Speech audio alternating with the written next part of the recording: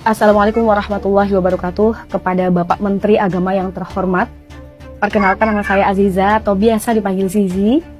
Saya santri putri lulusan pesantren yang menempuh pendidikan di pondok sejak tahun 2010 hingga 2017. 7 tahun lamanya hidup di lingkungan pesantren salaf yang penuh dengan nilai-nilai agama, adab, dan kedisiplinan.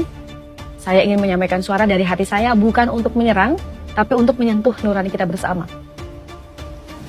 Bapak Menteri Agama yang saya hormati, ketika Bapak menyampaikan bahwa kasus kekerasan seksual di pesantren sering dibesar-besarkan oleh media, izinkan saya dengan penuh hormat mengatakan pernyataan itu menyakitkan bagi banyak korban yang selama ini memilih diam.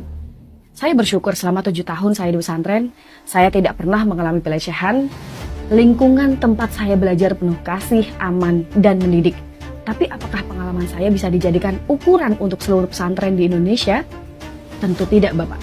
Kita tahu di Indonesia memiliki ratusan bahkan belasan ribu pesantren dengan jutaan santri.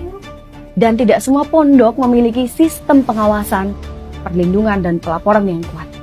Tidak semua kasus bisa terekspos ke publik ataupun media, karena banyak korban yang takut berbicara. Takut dianggap menodai nama pesantren, takut dimarahi ustadz atau ustazah, kiai, bahkan keluarganya sendiri. Takut dicap durhaka kepada guru. Mereka menyimpan trauma dalam diam. Dan ketika akhirnya ada yang berani bersuara, justru dikatakan membesar-besarkan masalah. Padahal pelecehan seksual di lingkungan pendidikan agama bukan sekedar isu. Pelecehan seksual di lingkungan pesantren saja sudah menjadi masalah besar.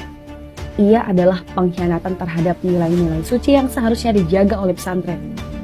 Satu kasus pun sudah cukup untuk menjadi luka besar bagi dunia pendidikan Islam. Kita tidak boleh menutup mata hanya karena tidak semua pesantren begitu.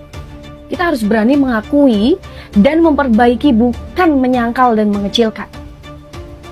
Saya percaya pesantren adalah tempat lahirnya generasi berakhlak, tempat menanamkan nilai-nilai tauhid dan kemanusiaan.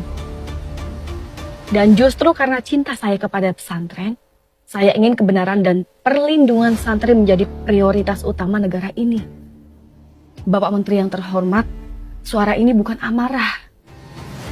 Ini suara kepedulian dari seseorang alumni pesantren yang ingin agar dunia pesantren tetap bersih, aman, dan mulia.